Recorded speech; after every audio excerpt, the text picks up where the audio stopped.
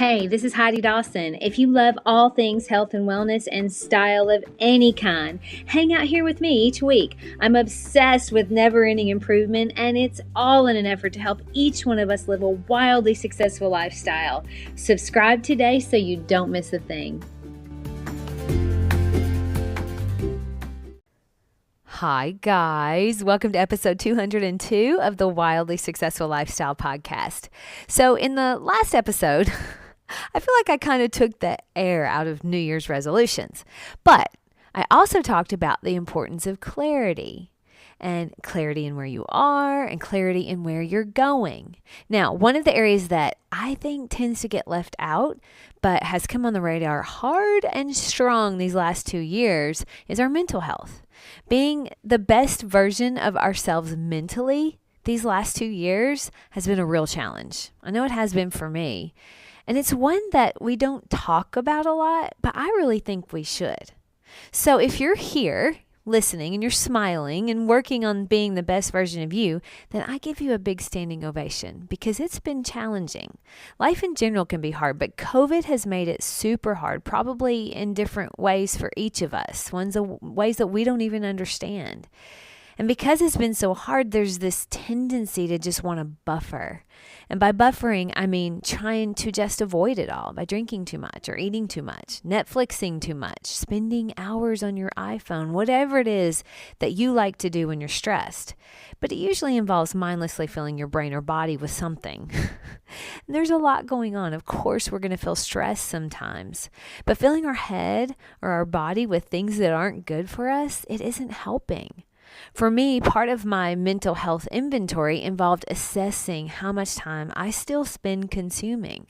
I was listening to Brendon Burchard's podcast this last week, and he was talking about how when you go on vacation, and I wonder if you guys feel the same way because I totally related. So after a couple of days on vacation, a couple of days of relaxation and just chilling out, all of a sudden you start having these awakenings and you realize, oh, I want to do this with my life and I want to make this happen or start doing this when I get home. It's like you have this new lease on life and what you want to make happen. You know why this is, though?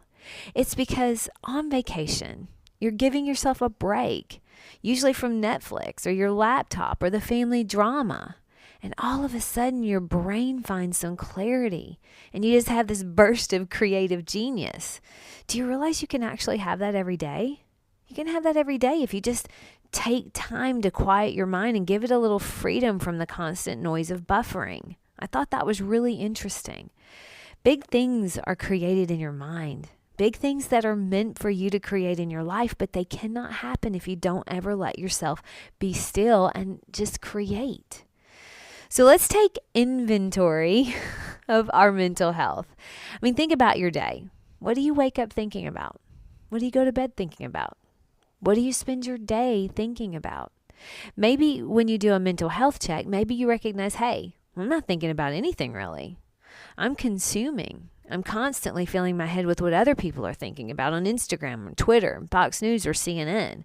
Maybe you're not thinking at all. And this isn't an attack or a criticism. For me, I think it should be a collective aha because we all do it. We just aren't aware of how much we're sacrificing by doing it. Take inventory of how much time you really spend on your phone or in front of your TV, and then think about the amount of time you spend justifying where you are because you don't have time to write that book. You don't have time to create that podcast. You don't have time to start that new side business. But in reality, you do. You just have to be honest with yourself. When I was being honest with myself, I realized I really just traded Instagram and Twitter for healthy podcasts and good books, which is a step in the right direction, but it's still me consuming, not creating. The best version of me, she creates. She's healthy. She's present in her relationships, and she creates big things in her career.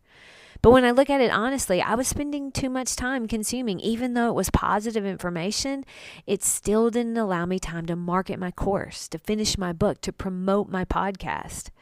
So I like to run at least 2 to 3 times per week, and I usually listen to music to keep my energy up. But on days when I'm feeling good, I've started not listening to anything at all. I mean, I just run and I give my brain time to just think. I give my brain time to allow for creation. I realize that I'm still consuming too much, even though it's usually like Eckhart Tolle or Peter Attia or Brooke Castillo, which are all wonderful, but it's still consuming. It still cuts into the amount of time I have that allows me to create. I'm aware of it though, and I'm taking steps to make it even better. How about you? What's one thing you can do for your mental health this week? Maybe there's something you've been putting off because you're telling yourself you don't have time to do it. My challenge to you today is to be honest with yourself in your assessment of where you're spending your time. Consuming obsessively like we do feels so bad because we were put here to create, not consume. That's why it feels so good when you are creating, because it's what you're meant to do. I read a quote by Tom Bilyeu that said, "The most unhappy people on earth are the ones that dream but do not execute." Don't let that be you. I love you guys, and I'll talk to you in a few days. Don't forget to subscribe and share with your friends, because we're just going to keep going bigger and better places together, and I love that about us. Talk to you in a few days.